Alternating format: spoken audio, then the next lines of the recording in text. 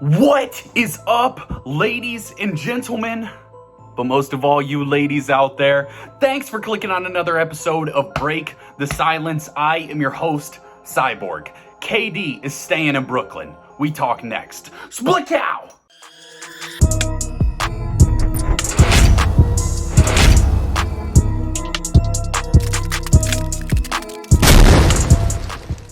It is my first day off in 14 days, and some breaking news drops. Kevin Durant is staying with the Brooklyn Nets, and I couldn't be more excited to talk about it. So let's get into the hoop talk, because I think there are multiple layers when you look at this. We want to look at what this means for Kevin Durant, what this means for the Nets, what this means for the rest of the league, including free agents, because we now have a little bit of beef between Patrick Beverley and KD. Isaiah Thomas spoke out against Kevin Durant. We're going to talk about all that because I think there's so much to unpack here. First, please take a second to like and subscribe to the channel. As you see with our sub count, we are over 300. We're about to hit 350, may even hit 350 by the time this video is published. I'm not sure there, but we're headed for foe. We headed for foe. So please take a second to like and subscribe to the channel. But let's talk about this. Shams reported that Kevin Durant is staying with the Brooklyn Nets. He's got 4 years remaining on his contract. Now, it was originally reported that Kevin Durant had demanded a trade, and we were looking around at potential teams that he would go to, potential trade packages available. Is anything available? We were hearing so many rumors about teams that were reaching out, about offers that were on the table, and what the Nets wanted for Kevin Durant. But ultimately, he decides to stay. He sat down and he met with Joe Tsai, Sean Marks, the GM, Joe Tsai is the owner, and then Steve Nash. Now, did they hash out their differences, or are they moving forward with a business relationship? That's the question that you gotta wonder here. Is this something that is, like, all differences aside, they're good now? Or is this something that comes back a year from now if the Nets have an off year? Now, when you're talking about this, the precedent is kind of there. Kobe Bryant in 2007 was wanting out of the Lakers organization. They were really struggling. He had missed the playoffs a couple times since Shaq had got there, and they didn't really have a lot of talent. They then added Pau Gasol, but I think that was a little later on, but Kobe Bryant decided to stay with the Lakers. And so we had seen this from a superstar before. One saying you wanted out, you're looking at trade offers, and then ultimately they decide to stay. So it's not unprecedented when you're looking at this.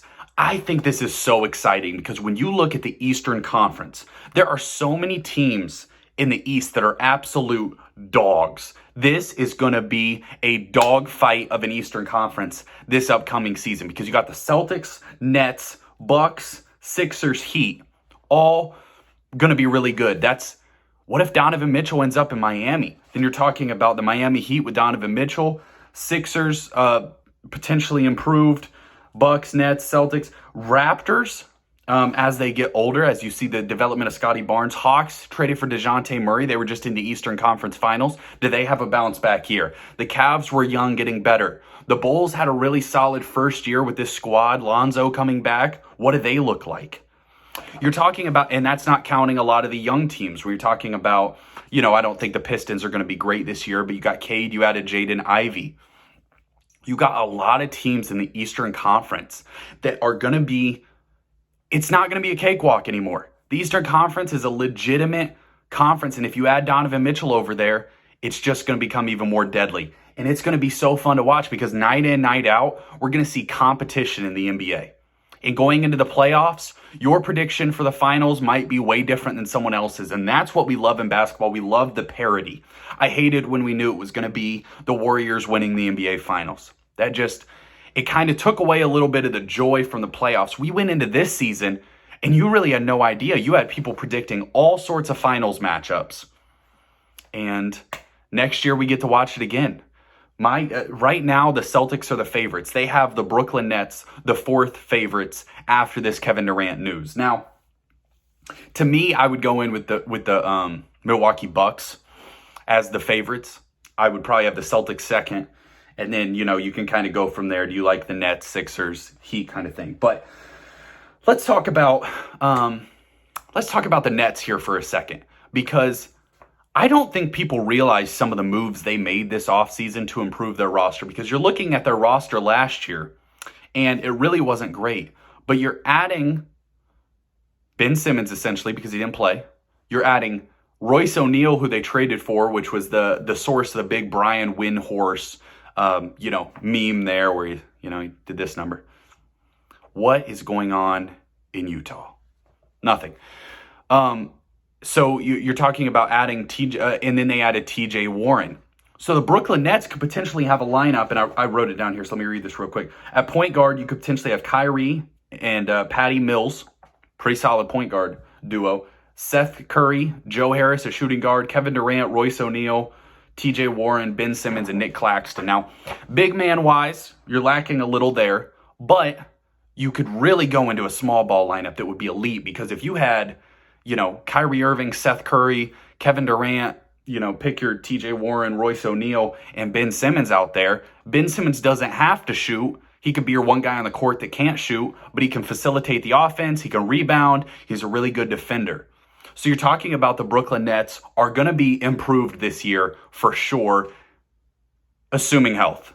That's the big question mark when you look at the Brooklyn Nets, because Kevin Durant has had injury concerns. Ben Simmons, Kyrie Irving, TJ Warren's coming off an injury. Joe Harris is coming off an injury. So you're talking about a lot of guys that are question marks when it comes to their health. And that's a big thing in the NBA. Health can be the difference between a team winning a title and another team winning a title. When you're talking about, the Milwaukee Bucks maybe would have been in the NBA Finals this year had health been on their side. So that's a big question. Now, I want to talk about something that's kind of just started to develop. Pat Bev kind of called out Kevin Durant, it seemed like, in his tweet, and Kevin Durant responded. Pat Bev, and we also saw Isaiah Thomas saying that, wait, now we can finally start to see guys sign. Because when you're looking at the landscape of the league, when you're talking about how great Kevin Durant is, it took like a lot of free agents weren't able to sign until we found out where Kevin Durant was going to go. And that's what Pat Bev kind of called out. He was like, this back and forth, this flip-floppy, made it to where a lot of guys weren't able to get hired, weren't able to get jobs, weren't able to, feel that security by signing their contract. And that's a legitimate thing. I don't personally think Kevin Durant should be blamed for any of that. If he was unhappy with the way the organization was going, if they sat down and said, hey, Kevin, this is what we're going to do. We haven't been able to get any trade requests that we like. We're going to have to keep you going forward. And Kevin Durant then was like, okay, let's have a business relationship, because let's be professionals here. Let's realize that this is a working environment. Then I don't necessarily blame Kevin Durant for going back and forth there. Now, I do think it sucks for a lot of these guys who were trying to get jobs. They've been playing in the offseason. They've been trying to, summer league, all sorts of things, trying to get jobs. Someone like an Isaiah Thomas who's looking for a spot to land in the league. But something to look forward to. Game 1 for the Brooklyn Nets against the New Orleans Pelicans with Zion returning. So we are going to have Zion, Brandon Ingram, CJ McCollum go up against KD, Kyrie, and Ben Simmons. I could not be looking forward to that more. The season is, I think a month and a half away, 2 months away, somewhere right around there, 1 to 2 months away. So we're getting very close to the start of the NBA season. And we're looking forward to it, because this is going to be a show. And that's what we hope for in the NBA. We got Kevin Durant, Kyrie Irving, Ben Simmons. This is going to be awesome. I'm looking forward to it. Appreciate y'all watching the channel. We're going to keep growing. We're going to keep grinding. We're going to keep talking about some of these topics. And this Kevin Durant thing has gotten a lot of people a lot of leverage, and ultimately he just ended up staying. But it's still fun to talk about. It's fun to talk. That's what we love about sports is we don't know what's going to happen. We love the chaos. We love the madness. Ultimately, Kevin Durant decided to stay. Now, it sounds like the Brooklyn Nets were asking for way too much. By all accounts, there were some offers out there. The Grizzlies didn't want to offer Desmond Bane. The Celtics didn't want to offer, a couple of their, pieces that the Raptors didn't want to offer Scotty Barnes. And that's why when this originally came out and they were talking about some of the teams Kevin Durant was going to go to or wanted to go to, the Suns don't have any trade assets.